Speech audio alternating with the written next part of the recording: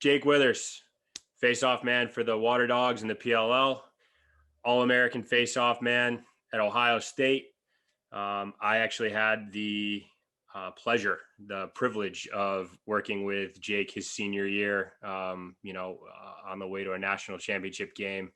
So this is a really fun one for me, obviously getting to talk to Jake about how he ended up at Ohio State, obviously coming from Canada. Jake, let's just start right there, man. Where did you grow up? Who did you play for? Did you have a high school team? Did you play in a club? Like where'd you start? Yeah, so it all started off in Peterborough, Ontario. In my opinion, kind of the lacrosse mecca of the world. There's been a lot of big names that you might know. John Grant Jr., Tracy Kluski, the Evans brothers. List goes on and on. So I was fortunate enough to be surrounded by great lacrosse players from day one when I started. Me and a teammate of mine, Zach Courier, who is one of my best buddies and is currently one of the best teammates I've ever had the privilege to play with. We started lacrosse together at age 7. We started on the C team and worked our way up to the A team together. And, going up through those ranks and having, some of the legends of the game kind of helping me along definitely has kind of helped me get to where I am at this position, and especially helped me get to, Ohio State there for the best 4 years of my life. It all kind of started off, you play hockey in the winters, lacrosse in the summers. And then as I got older, I kind of saw an opportunity to kind of go farther with lacrosse. So I focused on that more. Played 4 years at just kind of a run-of-the-mill high school in Peterborough, Ontario called Thomas A. Stewart. And then had the opportunity to play on a travel team with Tracy Kluski and John Grant Jr. just as a midi. The one beauty thing about kind of being a Canadian and playing box lacrosse and field kind of as a compliment, at least when I was growing up, was, you really played and developed as a lacrosse player as a whole. You know what I mean? There's no really specialized positions like being the face-off guy or, an offensive or defensive midi. You were required to kind of play all aspects of the game, especially being a midfielder. And then, if you were one of the more athletic guys or just somebody that, wanted to kind of help contribute more to the team, you took face off. So that was kind of my role and my position. And I was fortunate enough to go to a tournament deep in my senior year with this Evolve Elite travel team. And I don't know if I'll get into the actual story, but I guess, my coaches, Tracy and Junior at the time, ran into Judson Hall, who right, Coach Balkan? Sure do. And might have been at a bar over a few pops or something. And they got a line to Coach Myers, and the rest is history. He said, not really knowing much about me. When John Grant Jr. gives you a call and tells you to take a chance on a guy, you take a chance on a guy, right? So I went into Ohio State, not really having an identity. I was just kind of a midfielder who Coach Myers didn't really know nothing about, and I was kind of bouncing around I was on the power play at one point. I was an offensive midi, I was a defensive midi. And then, we kind of had a little bit of a need at the face-off X, and it was something that I enjoyed doing. I didn't know much about it. So I went in there kind of, very raw, and you can kind of see through my first 2 years of college. I was kind of chicken with his head cut off when it came to facing off. I was just kind of an athlete and a lacrosse player first to competed at the X and, did my best to get the team the ball. And then everything kind of changed. One practice, Greg came in and introduced kind of the face-off academy system to us. And then I adopted the knee down, which was kind of the meta at the time, I guess you'll say. And I had a pretty good junior year. And then obviously I would say I more had the pleasure and the privilege of being coached by you, but then everything kind of took off senior year, and we had that national championship run, and which still seems kind of surreal to this day, coming from the humble beginnings back in Peterborough. I was a second team All-American that year. We had one of the best teams, or maybe the best team in Ohio State history, in my opinion. Came up a little short, but yeah, I mean, that kind of changed. That day, my early fall ball junior year, when Greg came in and kind of introduced the FOA tutelage on me, and I really kind of buckled down with Coach K, and then you the following year, and made the title run, and the rest is history. Well, yeah, I think a couple things just to go back, with the Evolve Elite. at what point did somebody, one of your coaches, come to you and say, this is something that you should really look at? Or was that ever a conversation, like just going to school? When did that really in your mind become an option, and what were you kind of being told to do, and what other schools were out there for you? Who was looking at you, before Ohio State came into the mix? So I mean, I played a few tournaments down south, just one off here and there. Like my sophomore, junior year, I played with this Edge Lacrosse, who one of the other premier programs in Ontario. And to be completely honest, like I would always just play kind of lacrosse just for the love of the game. Like that's one of the things I think being Canadian, growing up in Canada, and which is kind of changing now for the better. Kids are taking it more serious, but even back in the early 2000s when I was kind of going through high school, like it was definitely an attainable option, but it was at the same time kind of you felt like a pipe dream. And there's a few guys going like Brock Sorensen, Logan, who came here from BC, and you would hear about those guys and see them in the early days of social media. So it was definitely something that was growing on me, but at the same time, I just kind of was playing it for fun and seeing where it took me. When I started playing junior lacrosse and Tracy was my coach and he started this travel program, that's when things kind of really came to take form. And I thought, this might actually be an attainable dream or something that I can help kind of progress myself in life. And he kind of sat me down as a young man. I was kind of a wild card, 16, 17 years old. He's like, listen, he did it early in the 80s. He went to Hartford, which is a place that you're very familiar with. And he said, I'd love to kind of help you along the way. You need to get your shit together, for lack of a better term. But and it's definitely something that I can see you going down and not only playing, but putting yourself in a position to better yourself down the road in life. So that's when I kind of took it serious, and I strapped him up for the Evolve team.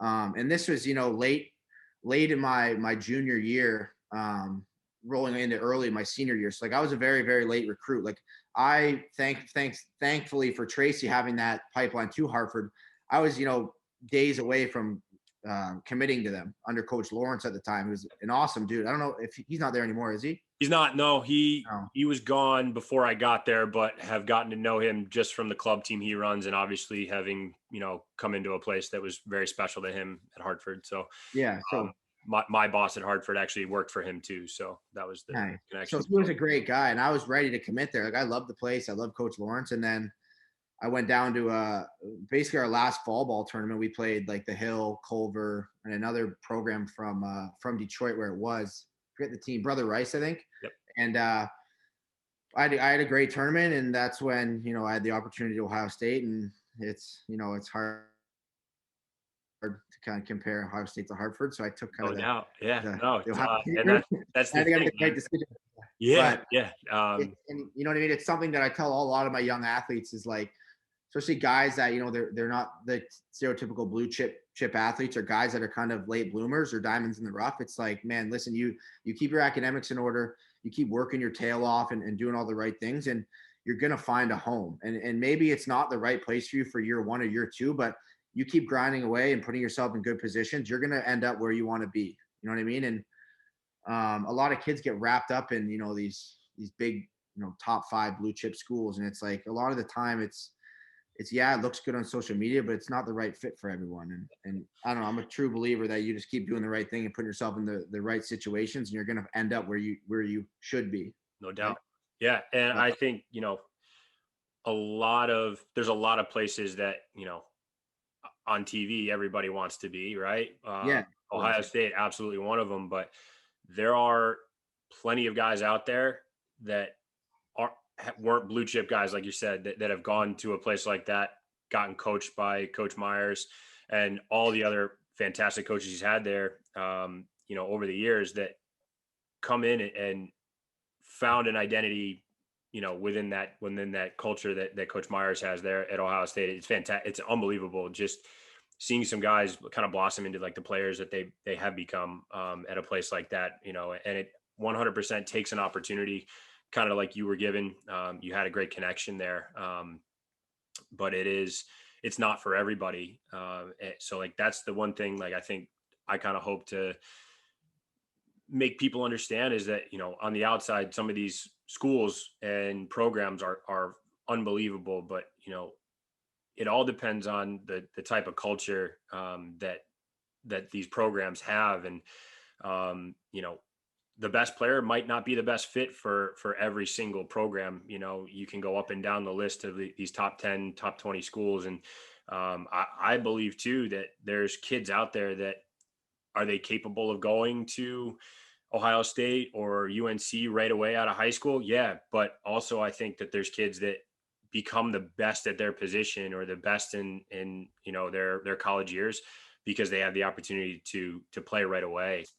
I always appreciated the fact that like you understood the bigger picture outside of the face off, and that you became so much more dangerous once you won a face off. You know, there were games that, you know, maybe we weren't winning, you know, the majority of the face offs, but you became so dangerous away from the X that it almost nullified like losing five, you know, five more face-offs than the other team did. So Mhm. I just think like there's now with the rule change, and you could, you know, hop in here too.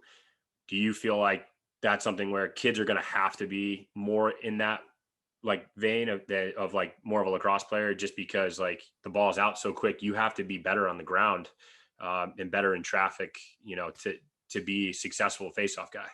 Of course, yeah, and I'm always a firm believer that it's a lot easier to kind of tweak and perfect an athlete, a lacrosse athlete, or a guy who's a good lacrosse player at his core, to become kind of a better face-off guy than a really good face-off guy who can just clamp till the sun goes down and try and teach him to be a better lacrosse player. Like it's a really hard thing, almost an unteachable thing to kind of do that way, as opposed to a good lacrosse player, good athlete, and kind of teach him, the basics and fundamentals, or even a guy that's done it before, like make him a better face-off athlete than he already is. Like a great example of it is look at Ryan Tarafanko this year for the Buckeyes, right? Like they have one of the best in the country as is with Justin Anasio, a guy that maybe struggled a little bit at the start of the year once he was kind of making that shift from knee down to stand up, which is a very understandable thing. Not an easy task to ask for a guy that's definitely been one of the better guys on his knee the past 10 years. But having Terry as a backup, a guy that's a great ground ball hound, just a guy that loves to compete and work hard, and you sit him down for 2 to 3 days at practice and kind of teach him the basics of this is how this is what you want to achieve when you're down there, and don't step too far this way, don't pull too far that way, right? And he's like a 55% guy in the year, right? Never took a face off before that in his college career. So I think the biggest thing, and it's something that I am kind of jealous of not being in college still when these rules came in, because I would have absolutely loved them. Yeah. But I think the versatility, especially, and is something that's going to be huge moving forward. And these guys that are going to be very successful, the guys going to be versatile and be able to kind of adapt on the fly. Yeah. And that's something that I'm trying to do more and more of it in the PLL at the moment, and something that I really envy Greg to be able to do, like that, how he kind of handled that in his last few years of the MLL at the international level. Like he's one of the hardest guys I've ever won against, not because he's so technical and so strong, but because you never know what he's going to do. Like he's playing chess when the rest of us are playing checkers, going up and down and neutral grip and motorcycle grip and rakes and plungers and clamps, and like you just put your brain in a blender, and he does it so well and so confidently. And that's the biggest thing, is a lot of these kids can do the top side all move and the bottom side all move, but their top side all compared to the bottom side all, their confidence level is so much higher with one move to the other that they approach each face off almost as a different player. You know what I mean? That's something that I try and instill in my athletes. I try and instill in myself, is like, be confident with every single move you have in your arsenal. And the way to do that is getting reps out on your own, or getting out in your backyard. But with that said, like another piece to the puzzle is, for every hour, like I'm doing an FOA virtual session with a young athlete today for an hour, and at the end of every session I'll say, like, we just sat here and did face off training for a whole hour, which is great, right? But at the end of the day, if you can clamp and pop the ball out and then run around with a chicken, like a chicken with his head cut off, and not know how to pass the ball or make an outlet or push the ball and be a threat. A threat in transition, then you're basically useless, right? So get out and get on the wall for an hour, get out and get in the backyard and shoot on the net for an hour, right? For every hour we do face, and obviously we do an hour of something else and developing as a lacrosse player. So Yeah. I think the new rules are great for the position. I Yeah. hope. I mean, aside from PLL, I like how they kind of allow us to be men and do what we want. But I think it's great for just the sport, just the position as a whole, Yeah.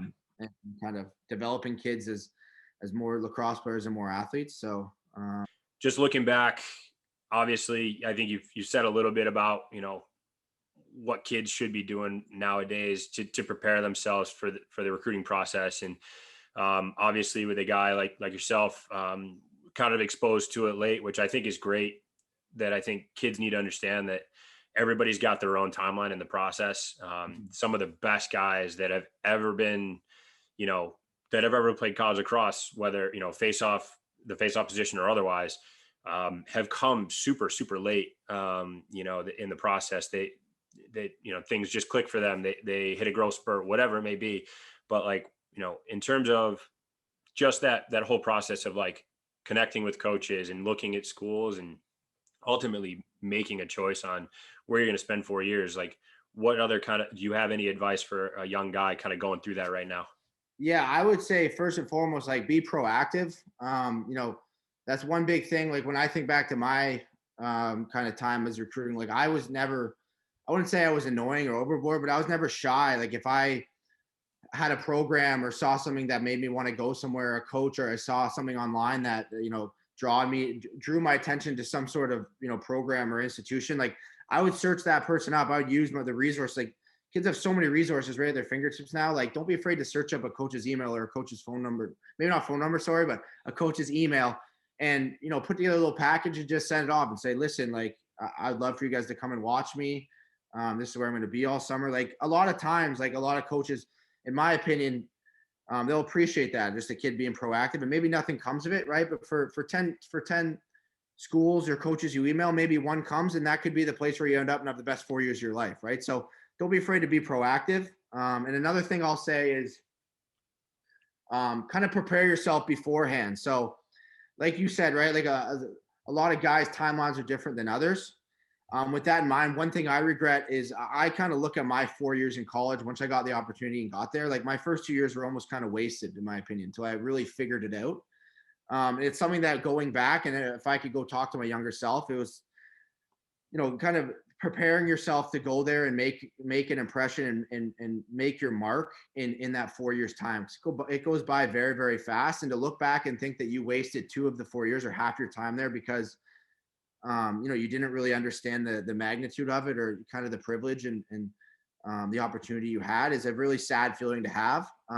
So, once you get that opportunity, make sure you don't kind of squander it, and you go into there with kind of your feet already kind of running when you hit the ground, and make sure you make your mark and enjoy it, because it goes by very, very fast. And it is, for me at least, it was truly the best 4 years of my life. I made a lot of relationships and friendships that I have to this day and will have the rest of my life. You being one of them, Coach Balkan. And it's a very, very special community, lacrosse community. So when you have that opportunity to kind of make your mark, don't waste it. Yeah, it goes quick. And I think, that's a great point about just understanding, kind of what's ahead of you. You'll get out as much as you put in. Where else are you going to be for the Face Off Academy this summer? You're going to be kind of all over, right? Yeah. So, now that I'm kind of settled in here in Columbus and the season's kind of underway, I'm doing stuff, weekly things around the Columbus area. So, Yep. Me and train Anthony Kelly Yep. over the Resolute Center. We're getting some dates nailed down, and then basically anything in the general area. So I've got one coming up the following Sunday, June 20th in Louisville, Kentucky, and then June 21st the next day in Cincinnati. Sweet. Then looking to get, I should have dates for Chicago, Cleveland, and Pittsburgh coming up very, very soon here. So hopefully keep the eyes peeled for that on our social media platforms, and get to work with some of the Midwest best. So All right, man. Cool. Well, yeah, thanks again, Wiz. And we'll catch up soon. Okay, bud? all right, appreciate it, Coach Balkan. Take All right. care. See you, dude. Bye bye.